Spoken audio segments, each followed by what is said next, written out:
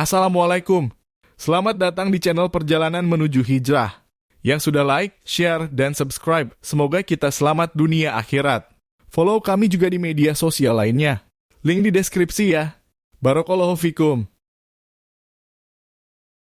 Orang yang mengkonsumsi khamr di dunia teman-teman sekalian dan meninggal tidak sempat taubat, maka tidak akan meminumnya di surga. Karena di surga ada 4 sungai yang Allah siapkan dan disebutkan dalam surah Muhammad. Di surga itu ada sungai dari madu, susu, khamr dan air tawar yang manis. Tapi di sini Allah Subhanahu wa taala menyebutkan wa khamrin ladzatin lisyaribin, dan khamr, sungai khamr yang lezat untuk dikonsumsi. Kata para ulama tafsir menghubungkan dengan hadis Nabi SAW yang berbunyi khamr di surga tidak memabukkan dan tidak membuat pusing. Itu memang di surga. Dan ada hadis Nabi SAW yang perlu kita garis bawahi teman-teman sekalian, man syaribal khamra fid dunya lam yashrabhu fil akhirah. Siapa yang meminum khamr di dunia maka dia tidak akan mendapatkannya di akhirat. Maksudnya bagi orang yang tidak sempat taubat. Tidak sempat taubat. Kalau orang taubat lain, ya. Kalau orang taubat lain. Tentu hadis yang tadi saya katakan ini bagi orang yang meninggal tidak sempat taubat.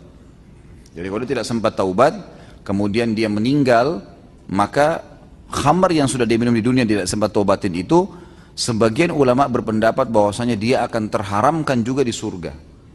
Karena makna daripada hadis Nabi SAW, siapa yang meminumnya di dunia tidak sempat taubat sebelum meninggal, dia tidak akan meminumnya di akhirat, ini di surga. Karena di neraka tidak dikasih khamr orang.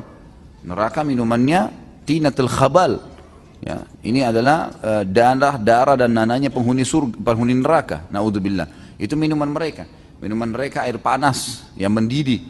Jadi memang di surga ada siksaan tersendiri di neraka. Tapi di surga memang ada minuman khamr. Maka makna hadis Nabi SAW, siapa yang meminum di dunia tidak sempat taubat, maka tidak akan minumnya di akhirat. Maksudnya dia kalaupun masuk neraka dulu dibersihkan dosanya, kemudian masuk surga, semua fasilitas dia bisa dapatkan kecuali khamr tadi. Ada yang hilang dari dia. Ini mirip dengan hadis larangan Nabi Muhammad SAW bagi laki-laki yang memakai sutra. Kata Nabi SAW, siapa yang memakai sutra di dunia dari laki-laki ya, dan tidak sempat taubat, garis bawahi kata-kata ini, tidak sempat taubat, gitu kan, maka di akhirat dia tidak akan memakainya. Kata para ulama hadis, yang dimaksud adalah kalau sudah masuk surga nanti ahli surga pakai baju dari sutra, mereka sendiri yang tidak sempat taubat ini dari pakaian sutra akan diberikan pakaian yang berbeda dengan penghuni surga itu sendiri. Jadi jangan sampai karena kebodohan kita, naudzubillah, akhirnya membuat kita lalai dengan masalah ini.